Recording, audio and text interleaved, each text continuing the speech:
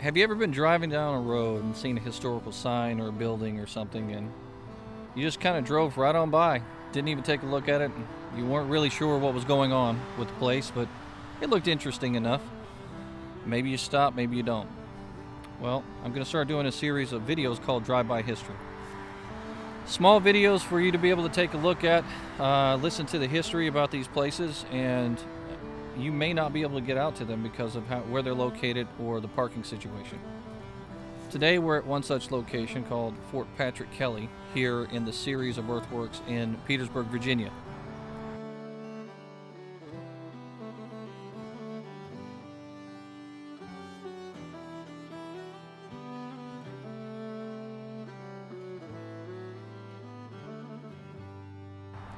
Just before you get to the interstate, there is a sign that's off the side of the road that's been placed here by the Petersburg Battlefield Association.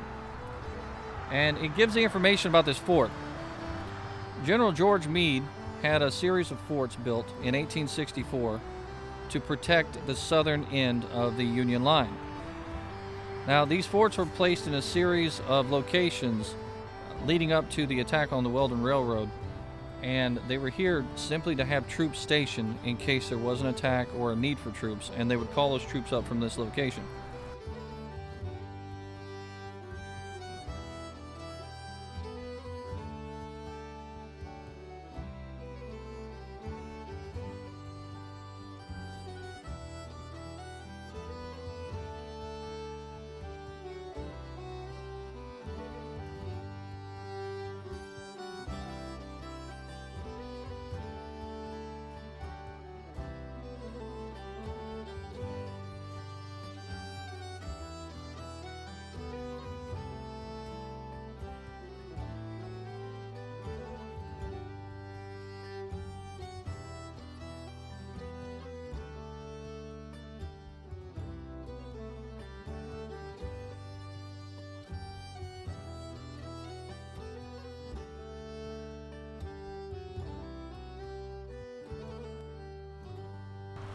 Now, the history behind the fort itself.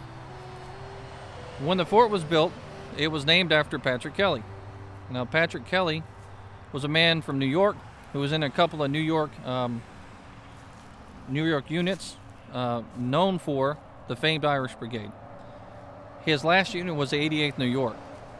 When he got to Petersburg, on some of the first attacks in Petersburg, he charged out here at one of these locations in downtown Petersburg at a fort, and he was hit by a mini ball and killed instantly. Well, as a result, when they built this fort here, they decided that they were going to name it after Patrick Kelley from the 88th New York.